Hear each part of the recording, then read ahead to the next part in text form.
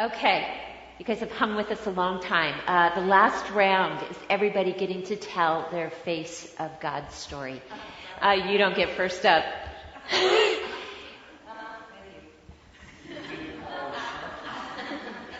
She made a deal. She said since she got to be last, she got to be first. I'm sure somebody made a deal. So, my face of God, his name was Ravi. And I was very concerned about going to a place that I knew nothing about. And we set it up with AAA. And I kept saying on the 30 hours it was taking us to get there, I really hope this person is there when we get there. And he was a guardian angel. His name was Ravi. He took our hand. We got to the airport like at 10:30 or 11 o'clock at night. Had not it been for him to meet us there that night, we would not have gotten out of the airport. We never would have made it to our hotel. It was chaotic, as Jim said, and we did. We had to ask how to get out of the airport. So it was, and he was kind and fun. He was with us for 5 days, and protected us from many things that I'm sure he didn't need to, because he was just a very kind man. He was Buddhist, and he practiced his kindness. The next person, and you heard of her, she was our second guardian angel in my book. She again met us when we got to India at the airport. We had a picture of her. I knew what she was going to look like, and she took many pictures. She was also kind, and she had a great sense of humor. I enjoyed her so much when we were there. She made me eat a few things that I really wasn't comfortable with, but loved her, and there she is. And I've heard from her since we've been back through emails, so it was great. And those were we could have picked a face of God every hour, truly.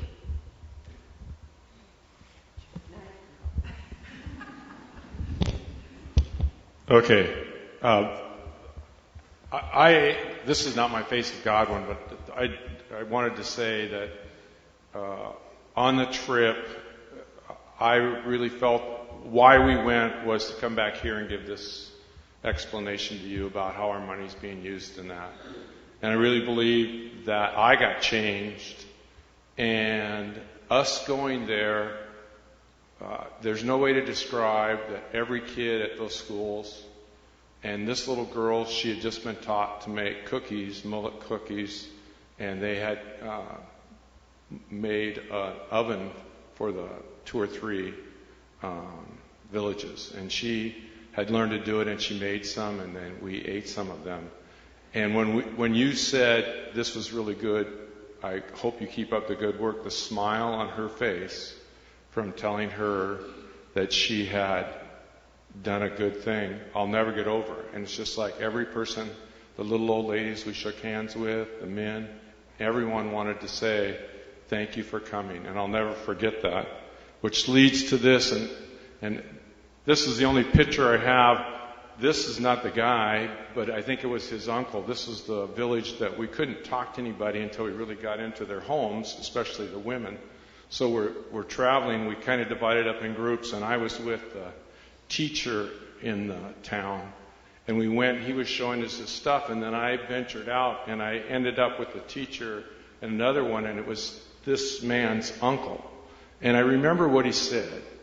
He thanked me for coming, and he said, I know we must be important because you came all the way from America to see us.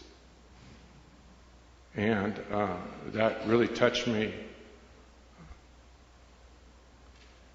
And then my face of God actually happened in church, okay? I love it when that happens. It's hard to believe, I know. And it was the second Sunday. I don't want to really be negative about the Lutheran service we went to the first Sunday. But anyway, this was at St. Paul's Cathedral in Calcutta. It's this old, in the 1800s, it's a beautiful church. It's the Church of England. And this is what it looks, another view from it. And then this is what it looks like inside. And this is the English version. They have many sermons, services. And this is what it looks like inside. And I guess I should lead into this, that we had decided as a group, because we were still paranoid, we still, even at church, we had our life straws, and we decided that we were not going to take communion that day because they had an open cup, and we were afraid that we might get ill. So we decided as a group we weren't going to do it. So, and I show this, as the pastor, as we're getting ready for communion, the pastor is blessing the body and blood. And as he's doing that, see if I can make this work. Nope. Right there, see the cross, the crucifix?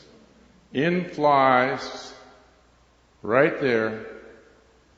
I'd love to say it was a dove, but it was a pigeon.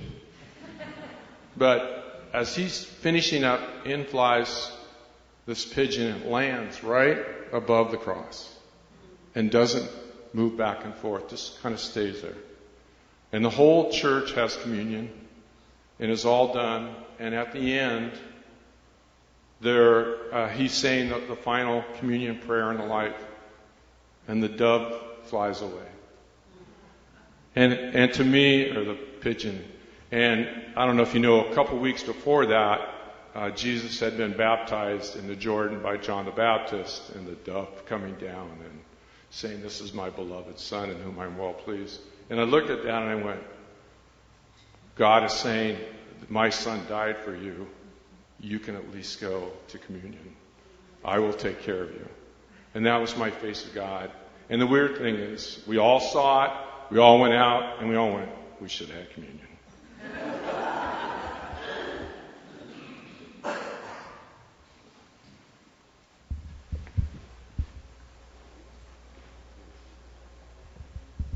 Well, this was an orphanage for girls. And this was the dog that I said was the protector. He never settled down until all the girls were there. And then he did this. Laid right there real quiet. As the girls sung, asked us to sing. And I'm so glad we don't have the recording of us singing.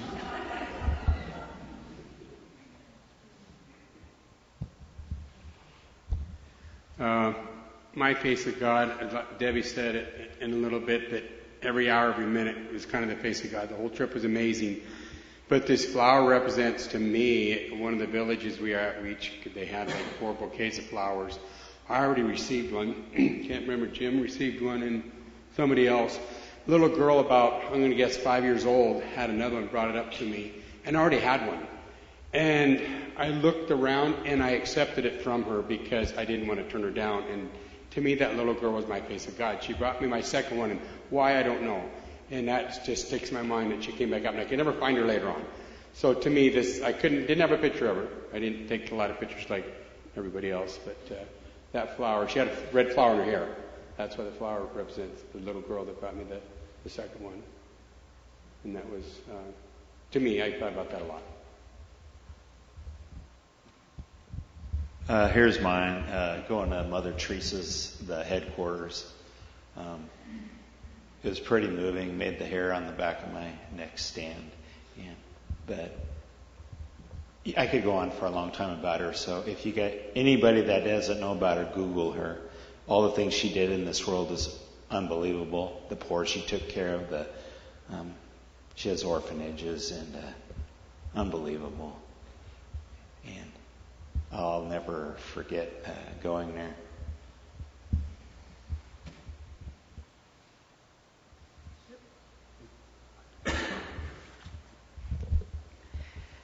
So I can't remember her name. Do you remember her name?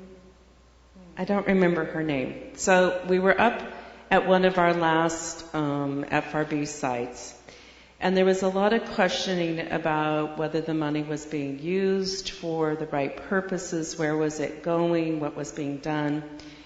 And so that whole, was the money being used in the right direction?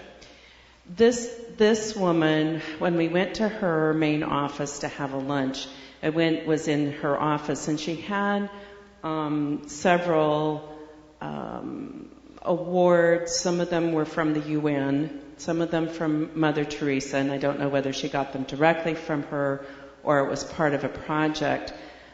She had one from the Pope at that time, and the questioning we had about that, she also ran the orphanage. And the orphanage was full of these girls, and we questioned that maybe the money was being filtered towards the orphanage and not towards the FRB projects. That was never said, but it was questioned. But she spent whatever money she made out towards these girls. These girls were either bought back from human traffickers or bought from the villages, so they had a place to eat, a place to sleep, a place to be safe. She was not licensed by the state. She was just trying to make a difference for as many girls as she could. I guess we were traveling back from one of the projects and we were in the car together. And she said to me, so Mary, do you drive? I said, yeah, I drive. Well, do you drive to work? Yes, I drive to work. It's about 25 miles. Oh, she says, she said one of the girls, she went away and she learned how to drive. And when she came back to her tribe, she got on the tractor to go out and work the field. And when she came back, the men stoned her.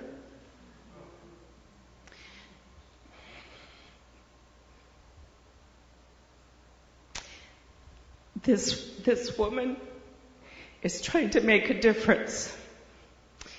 I did ask Rachel, number one, who was the head of the FRB, what about this site? That it doesn't seem, it's questionable about where the money's going. And I think she thought about it a long time, and she said, well, the project's here for 2 more years. Hopefully they'll do something with the farming.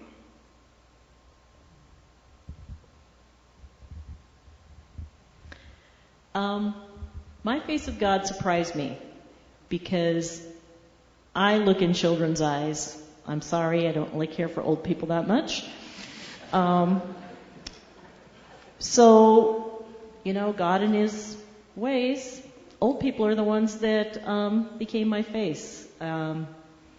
This woman in the yellow was at the village that I think it was our favorite probably for all of us, tribal village that we met because it was a very successful one. But she was sitting in the front row and right across from me. In fact, I didn't even zoom to get this picture of her. All the other olds were in the back. In the front were the small children.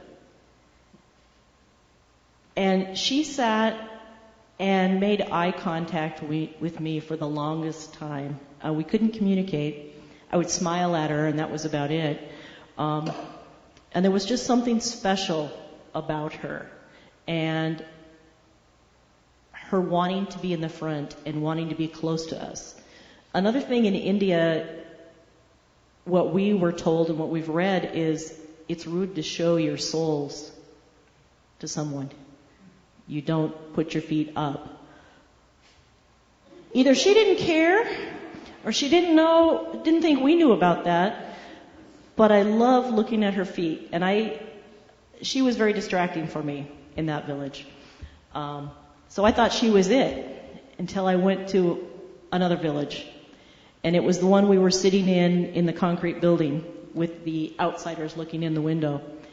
And we'd been there for probably, 10 or 15 minutes. And this old guy walks in with crutches. And his crutches, it's hard to see there, but his crutches are made out of bamboo, homemade crutches. And his eyes are covered with cataracts, and I don't know how well he can see. But he came in 10 or 15 minutes late into this farmer's talk, sat down right in the middle of everything, made kind of a commotion as he came in, and proceeded to go to sleep.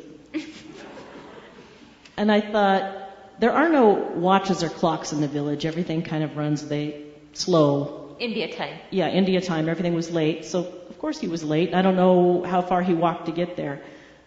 But he felt he needed to be a part of it. And as we walked outside, then he was walking around following us. And so I turned and asked him if I could take his picture, and he just kind of stood up and posed for me. Just something special about these two that spoke to me over all the beautiful little children's faces I saw. And I don't know why, but I'm sure I'll find out. I don't need it. My Face of God sightings. I was in a country where women have a very small and a very specific role. I was in a country sort of anonymously. I got outed eventually as to what I do. But as it would turn out, really my Face of God sightings were the opportunities I had to be a pastor, and very specifically a pastor to women and young girls. So I was asked to pray at the orphanage. They didn't understand a word I said, but God does. I was asked to pray. This woman, she asked her daughter to ask me for a blessing for them. And so I was actually able to do a hands-on blessing. And the other piece that my pastoral role came around, we were not supposed to give money or anything to beggars. And I found it impossible to ignore them. But what I did find I could do is I had plenty of smiles for everybody. So when beggars would come up to us, I would speak to them, and I would smile at them, and I would give them a blessing. For the most part, beggars, I don't believe, spoke English. If they did, they didn't act like, they made money signs and spoke to us other ways. But that became my habit, is when a beggar came, I would say, yes, I know you want money, but I offer you God's blessing instead. And so the child, we played at the window, and I offered her a blessing. But for me, it was a way that I was able to leave behind in India something of my call. And the most important thing I could leave behind, which is God's blessing and God's prayers. That is our story. And we have gone way beyond our time limit. So when you're ready to go, please go. But if there's some questions, please throw them at us. Yeah, well, temperature. Days it was up to 95. We did have a couple of 50s, didn't we? In the south, hot, and then as we went up, it got cooler and cooler. FRB set this up for you guys. Were you the only participants? It was the 8 of us and the 2 Rachels. So there were 10 people from the United States. And so they made contact, so people were expecting. Yep. And knew exactly that you raised money for FRB. Right. Carrie.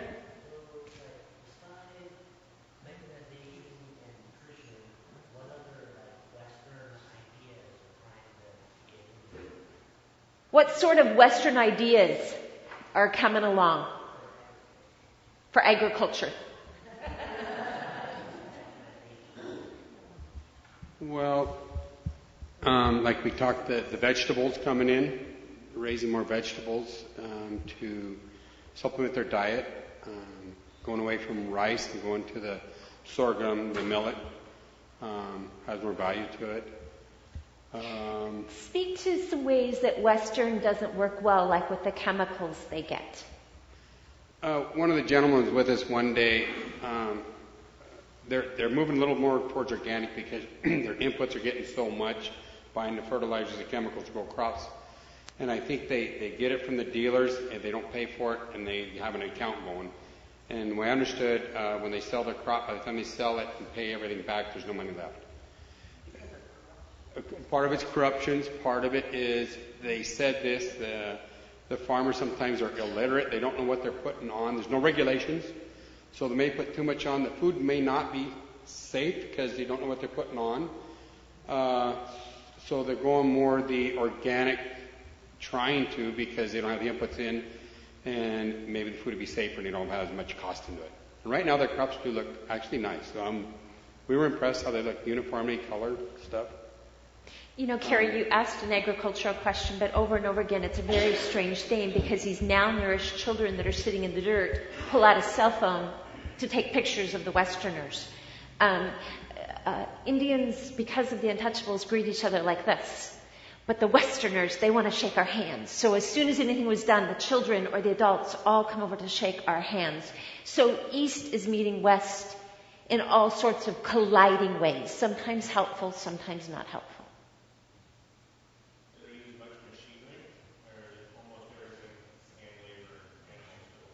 It's more by hand.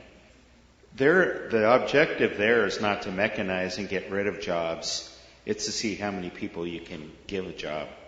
So mechanization doesn't make any sense at all because, they have too many people that need work. And when you've got little bitty fields, most farmers have 2 to 5 acres. If you have more than 5 acres, you're a big farmer. I saw a hand over here.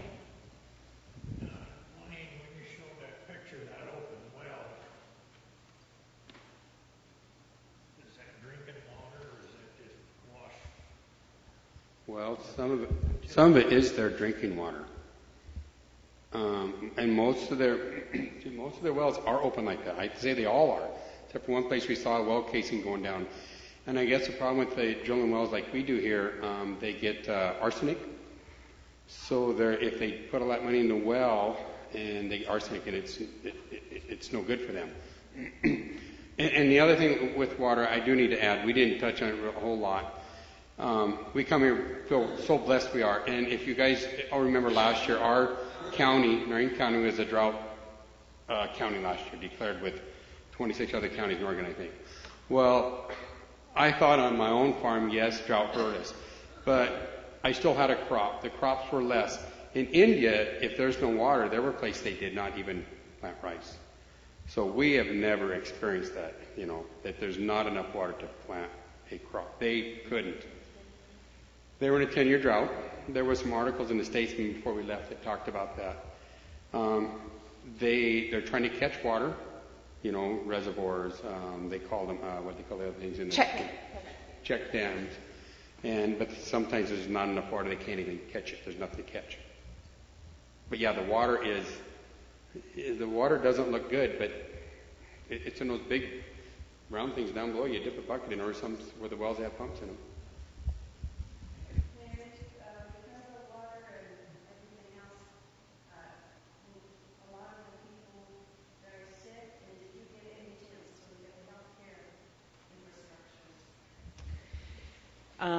No. I was kind of hoping maybe to look at some of the hospitals or some sort of something in that manner, but did not. That didn't ever occur. What you could do is observe the people in the tribes, the people in the towns. You saw, as we called it, the carbohydrate belly. Small stature, thinner arms and legs, and a rounded belly. I talked about nutrition with one of our guides. I guess the woman that I had said was my face of God, where I was talking about nutrition and nutrition for the children and how is this helping them? Are they getting more? And she said, well, nutrition is one part of it, but we have to get rid of the worms. Everybody has worms, and if the state would just let us worm the children at the beginning of school, they would be able to have better nutrition. So that's something we don't think about. Here we think about lice is probably our big thing. But for there, it was intestinal worms that were taking the nutrition from the child. So, that's the piece of it that you sort of think about and wonder how that can make a difference. We saw a few children that were clearly had some sort of chromosomal deficit. There was one young man in the successful village that had been in a motorcycle accident and he was paralyzed from the waist down. had a wheelchair, and his job was to raise these exotic chickens that were native to the country. And he had the computer, and he sold them online. The tech guy. He was the village tech guy. He was the village tech guy, and it was his job. Yeah, 500 rupees a chicken, or a chick. And these chickens were everywhere, everywhere. Pardon? I didn't On hear a that. menu, we were in nice enough places. We saw chicken on the menu. We saw most anything on the menu except for beef.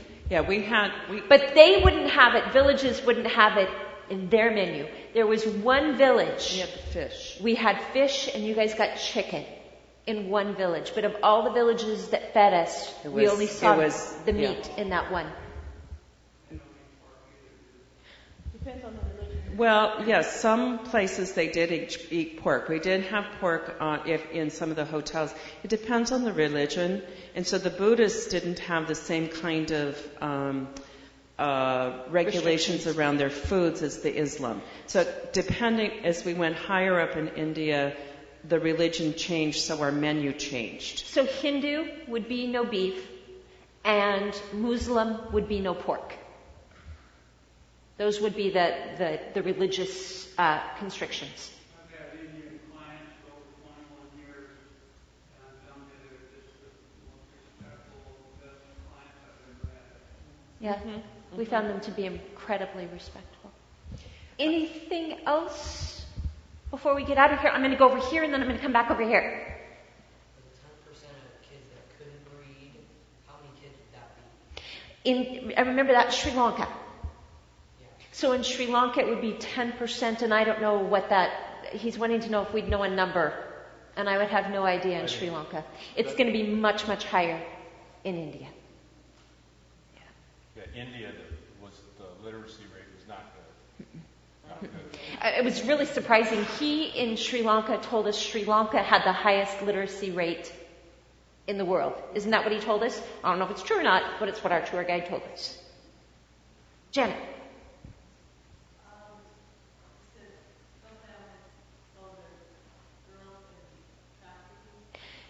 I don't think the parent knew that they would sell a child into trafficking, but traders would come through town, and if you're poor enough and you're desperate enough, and the trader's saying, yes, we're going to give your daughter an education, we're going to do this, that in India, the trafficking is less of a sex trade trafficking than it is domestic servitude. So young girls being sold to be domestic help. Slave. No. Girls. Boys were more revered, and I think the ratio of male to female is about 3 to 1. It's skewed. It's very skewed because another hard fact is that if a baby girl is born first to the family, they often just let that child die. Don't take care of her as an infant because they want a boy child as the first child. There's still a lot of that's still happening. It's against the law, but it still happens. Right.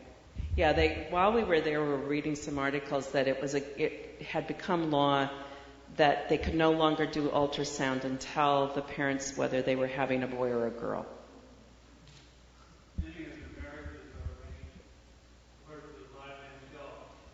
People, when they go home over the holidays or something, and they end up marrying someone they never met before. That was still true. And the average age of the marriage is about 26, 27, except, and there was just a big lawsuit in India, in these little tribal villages, they didn't have money.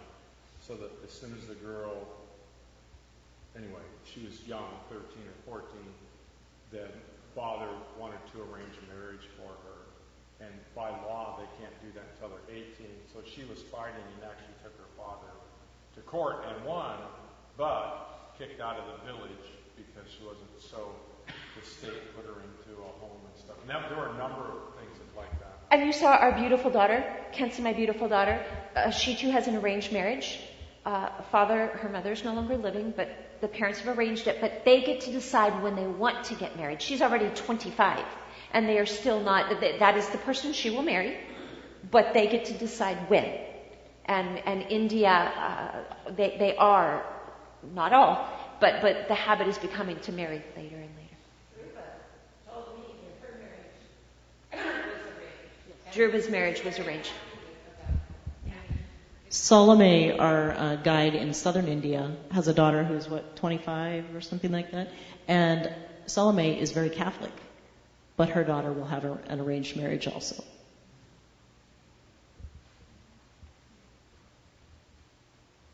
Thank you for joining us tonight.